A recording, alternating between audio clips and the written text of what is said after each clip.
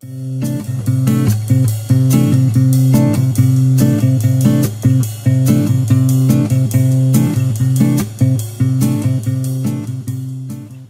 우리는 새 족장을 통해서 하나님의 언약의 계보가 어떻게 흘러내려오고 있는지 살펴보고 있습니다. 영적 아브라함의 자손인 우리가 동일하게 그들이 경험한 하나님을 오늘 우리들의 삶 가운데 경험할 수 있는 것, 그것이 바로 신자가 가진 특권이라 할 수 있습니다. 오늘은 이삭의 하나님에 대해서 여러분들과 함께 창세기 26장을 중심으로 이삭의 삶을 조명해 보고자 합니다. 오늘날 많은 성도님들이 가지고 있는 오해 중에 하나는 예수를 믿으면 복을 받는다 라는 내용입니다. 하지만 이것은 신앙의 단면만을 보고 이야기하는 것입니다. 이삭의 삶을 가만히 조명해 보면 이삭의 삶 가운데도 은혜가 있었고 또 고단함이 있었음을 본문을 통해서 살펴볼 수 있습니다. 이삭은 어린 나이에 아버지 아브라함과 어머니 사라를 여의고 큰 목축을 거느린 족장이 됩니다. 그런데 그가 거주하고 있던 부엘라 헤로이에 하나님께서 기근을 내리신 것입니다. 그래서 이삭은 부엘라 헤로이에서 떠나 애굽으로 내려가기로 결정합니다.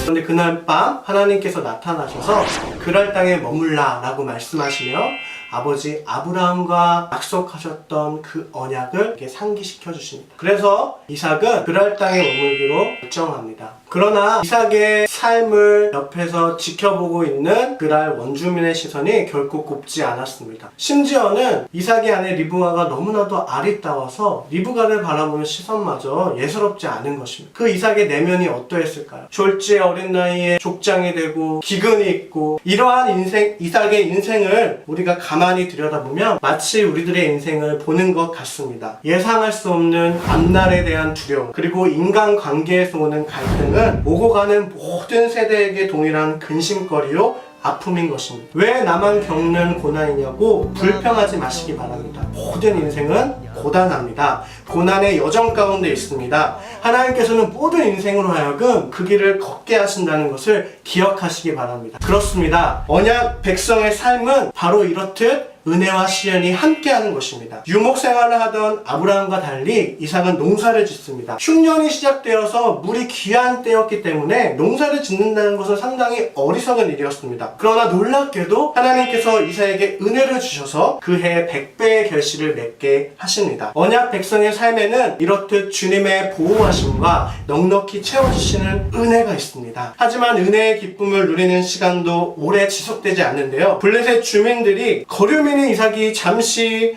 빌리고 거주하고 있는 그랄 땅에서 100배의 결실을 맺자 그를 쉬게 하여서 아버지 아브라함이 팠던 모든 우물을 흙으로, 잡동사니로, 쓰레기로 메우기 시작하는 것입니다. 우리의 인생길 역시 이와 같습니다. 블레셋 주민들의 탐욕 어린 눈빛과 시기 어린 행동은 우리의 걸음을 늘 위협합니다. 늘 고난은 우리의 주변을 진치고 있습니다. 여기서 우리가 주목할 만한 것은 이삭이 아버지 아브라함이 팠던 그 우물을 다시 파기 시작했다는 것입니다. 이삭이 아브라함의 그 우물을 다시 파면서 어떤 생각에 잠겼을까요? 그는 분명 블레셋 주민들이 막아놓은 우물을 파며 아브라함의 하나님을 기억했을 것입니다. 그리고 하나님께서 아브라함에게 행하셨던 그 모든 것들을 묵상하면서 자신의 인생 가운데도 함께 하시겠다 약속하셨던 그 언약의 하나님을 기억했을 것입니다. 그러나 하나님을 묵상하고 그러한 믿음의 고백을 한다고 해서 상황이 달라지거나 환경이 바뀌지 않습니다. 이삭의 삶 속에 동일한 시련과 고난이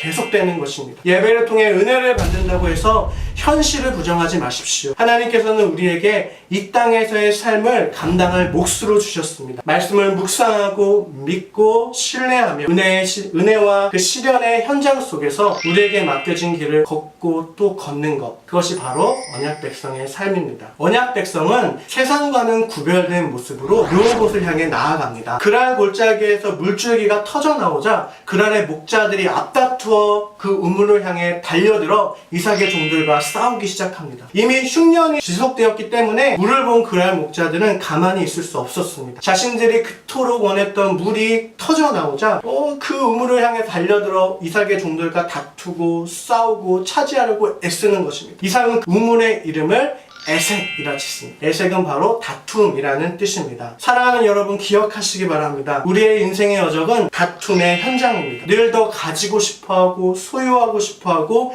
자신의 그 모자란 자원을 채우기 위해서 싸우고 빼앗고 소유합니다. 영원한 생명, 무한한 자원, 그것을 만나기 전까지 우리들의 모든 인생길에는 참된 안식이 없습니다. 에색을 지나 다른 우물을 판 이삭의 종들은 그랄의 목자들과 또 다투기 시작합니다. 그래서 그 이름을 신나라 이삭이 짓습니다. 신나는 적대감이라는 뜻입니다. 모두가 적대감을 품고 달려듭니다. 이 모습 역시 우리들의 인생길과 매우 닮아 있습니다. 늘 결핍된 상태로 살아가는 인생은 늘 적대감을 가지고 자신의 필요를 채우고자 혈안이 되어 있습니다. 이 땅을 사는 동안 평안을 찾기란 여간 어려운 일이 아닙니다. 우리의 인생길은 이렇듯 다툼의 연속입니다. 우리가 살아가는 삶의 현장에서 모든 것을 소유하고 안식을 얻으려고 힘쓰지 마십시오. 하나님께서는 이삭을 땅의 나그네로 두셨습니다. 지나가는 인생입니다. 빼앗으려고 달려들면 다투지 말고 양보하십시오. 손해보십시오. 끝까지 건너 가져. 언약 백성인 내게 이것은 지극히 작은 것이야. 쿨하게 한번 선포해 보십시오. 이삭은 그 우물을 양보하고 떠나 다른 우물을 향해 나아갑니다. 거류민의 이삭은 거기서 옮겨 또 다른 우물을 파는데요. 이삭의 여정은 바로 다툼이 없는 현장을 향해 나아가는 것이었습니다. 그런데 지금과는 달리 그들이 다투지 않는 것입니다. 그래서 그 이름을 르호봇이다 이름을 짓습니다. 우리를 위하여 넓게 하셨으니 이 땅에서 우리가 번성하리로다 선언하는 것입니다. 늘 자원의 결핍이라는 문제를 안고 살아가는 인류에게 다툼과 적대감이 없는 곳을 찾는 것이란 매우 어려운 일이 아닐 수 없습니다. 하지만 언약 백성인 우리는 에색과 신나를 지나 그 르호봇을 향해 나아가야 합니다. 르호봇에 이르게 하실 때까지 언약 백성답게 살아가는 것입니다. 사랑하는 여러분, 여러분이 지금 거하고 있는 그곳은 어디입니까? 에색입니까? 신나입니까? 르호봇에 이르기까지 나아가십시오. 르호봇에 이르기까지 그 언약 백성의 삶을 감당합시다. 세상은 언약 백성인 우리를 통해 하나님의 영광을 봅니다. 이삭이 가는 곳마다 우물이 터져나오는 소식이 들리자 아비멜렉이 친구 아우삭과 군대 장군 비고르를 데리고 이삭을 방문합니다. 그리고 여기서 놀라운 고백을 하게 되는데요. 바로 하나님이 너와 함께 하심을 우리가 보았다 라는 것입니다. 저는 이 본문을 보면서 마태복음 5장 16절 말씀이 떠올랐습니다. 이같이 너희 빛을 사람 앞에 비치게 하여 저희로 너희 착한 행실을 보고 하늘에 계신 너희 아버지께 영광을 돌리게 하라 라는 말씀이었습니다. 그렇습니다. 이것이 바로 언약 백성의 부르심입니다.